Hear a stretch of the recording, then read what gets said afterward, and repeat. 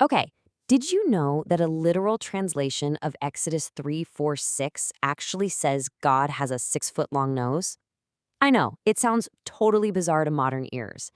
But in ancient Hebrew, the physical imagery they used was that when you get angry, your nose gets hot. So, by that logic, having a really, really long nose means it takes a long time for the heat of that anger to reach the very end. It's actually a pretty vivid, fascinating metaphor for being deeply patient. So why in the world are we talking about giant noses? Well, Dr. John Oswalt points this out because it perfectly illustrates a massive debate when studying historical texts.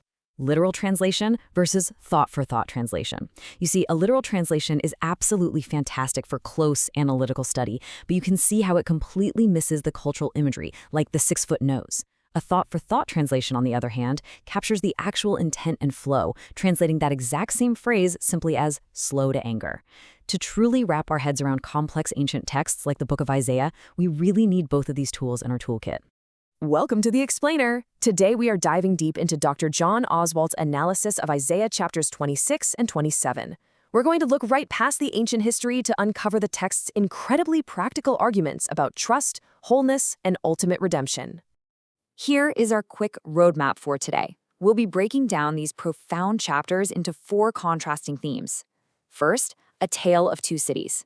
Second, the true meaning of shalom. Third, taming the chaos. And lastly, discipline versus punishment. All right, let's jump straight into section 1, a tale of 2 cities from Isaiah chapter 26. So Isaiah draws this really stark, vivid contrast. On one side, you have the city of Earth. It's this lofty, arrogant metropolis built entirely on human oppression, pride, and strength. It's essentially a giant metaphorical sandcastle that God is ultimately going to flatten. But on the exact opposite side, you have the secure city. It's a beautiful city of pure praise. And what makes it so incredibly secure? Its unbreakable walls are quite literally constructed out of God's salvation. Let's move right into section 2, the true meaning of shalom, to see exactly what it takes to get inside that secure city. You don't just wander into the secure city by accident, right? Dr. Oswalt outlines 4 very distinct characteristics required of its residents, straight out of Isaiah's text. Number 1, you have to be righteous, meaning you're actively committed to doing what is right. 2, faithful, which just means you are totally reliable and true to your word. 3, you need a fixed focus, keeping your mind steadfastly locked on God. And 4, trust. And in this specific context, trust means confident anticipation. You're waiting for God to solve the problem without running ahead to try and fix it your own way. Now, it's actually super interesting how easily we can fail at characteristic number 3, that fixed focus. Dr. Oswald shares this tragic yet fascinating sports story about champion miler Jim Ryan. In one major race, Ryan was miles ahead. I mean, literally 30 or 40 yards in front of the guy in second place. But as he came into the final stretch, he let his focus slip. He just took a quick look back over his shoulder to see how far ahead he was. And when he did, his toe caught the cinders. He tumbled head over heels, and despite having this massive lead, he finished third. It beautifully but painfully illustrates how quickly our spiritual focus can be completely dissipated by modern distractions. The moment we look back, we lose the race. But if we maintain those 4 characteristics, the ultimate reward is shalom. Now, we're all pretty used to translating shalom as peace, but honestly, the English word peace is just way too small. It usually just means you aren't currently fighting with anyone. But the Hebrew concept of shalom, it is massive. It means total, complete wholeness. It means being put perfectly together, taking all the chaotic, disparate, broken parts of your life and pulling them tightly together into one unified, powerful whole. There is this incredible, dramatic quote that I think captures the gritty, real-world essence of this perfectly. Dick Berenzi, who was a redeemed former Navy band member who had struggled horribly with alcoholism, prayed, "Oh God, just gather up my life into one big snowball and hurl it at the target of Jesus." I mean, wow. That is true shalom. It's not just sitting quietly in some serene garden. It's having the broken, scattered pieces of your real life unified into a single, unstoppable purpose. So how do we even begin getting those broken pieces back together? That brings us to section 3, taming the chaos and overcoming sin. Think about this. How does God defeat the sea monster of sin today? I know, that sounds like a super strange question, but it's based on ancient Near Eastern mythology. See, pagan Canaanite myths told these wild stories of a literal sea monster named Leviathan, who represented watery chaos and had to be violently defeated by the gods just to bring physical order to the universe. Well, Isaiah takes this incredibly familiar cultural myth and brilliantly flips it into a parable to ask a much deeper question. How does the true God defeat the dark, suffocating chaos of human sin to bring us the ultimate order of salvation?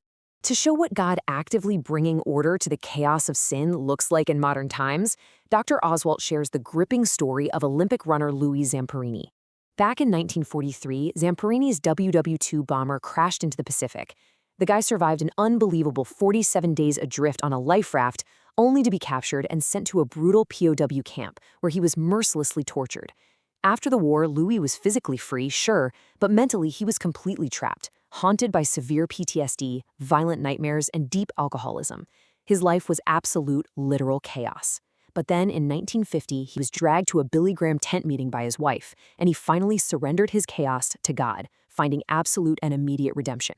Zamperini's unbelievable journey from a tortured, alcoholic veteran having nightmares of strangling his captors to becoming a peaceful evangelist who spent his life helping youth, it highlights a really profound point from Dr. Oswalt's commentary. God can miraculously step into our deepest, darkest chaos and impose redemptive order. He defeats our personal sea monsters. But what happens when we still face intense hardships as believers? That brings us to our final section, discipline versus punishment. The absolute crucial point we have to understand here is the fundamental difference between discipline and punishment. Punishment is simply making you suffer because you did something wrong. It's strictly retributive. Discipline, though, is radically different. Discipline is allowing you to face the consequences of your actions for a very specific purpose, to bring about vital growth. Think of it like God's vineyard. He carefully prunes away the wild, bitter grapes from our lives, so the good ones can finally bear sweet fruit. Dr. Oswalt drives this home with a really memorable quote from a football coach. "If I'm yelling at you, there's hope for you. Start worrying when I stop yelling at you. I've given up on you." God's discipline, even when it hurts, and we all know it does, is born out of profound love. It literally means he hasn't given up on us.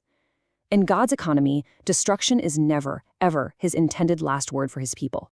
As we wrap up this explainer, we do have to confront a pretty sobering lament from Isaiah. He cries out, "We have accomplished no deliverance in the earth."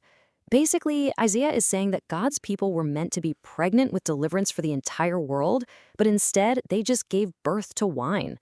They completely failed to bring a clear, unmistakable deliverance to their neighbors. They became salt that lost its flavor, blending right in with the chaos of the world instead of actually curing it. Which leaves us with this final, vital question to think about. Does your life radiate a deliverance that makes others desperately hungry for it?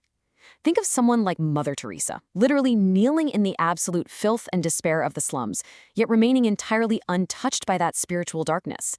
Our lives shouldn't just be about following a list of rules. We should radiate such a complete wholeness, such a profound shalom and deliverance from chaos, that when the world sees us, they don't feel judged, they feel hungry. They should be able to look at our total wholeness and ask, how do I find that?